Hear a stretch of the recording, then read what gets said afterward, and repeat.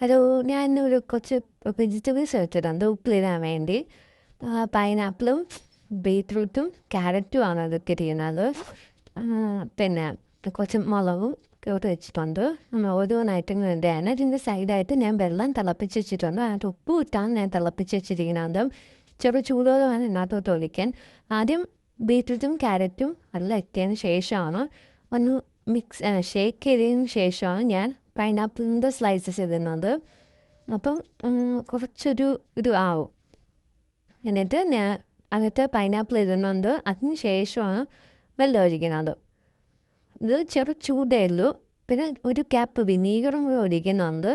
ഇത് ഒരു ദിവസം ഫുൾ ഒന്ന് സെറ്റ് ചെയ്യാൻ വേണ്ടി വെക്കണം. എന്നാലേ അതിലേക്ക് എല്ലാം ഇറങ്ങത്തുള്ളൂ.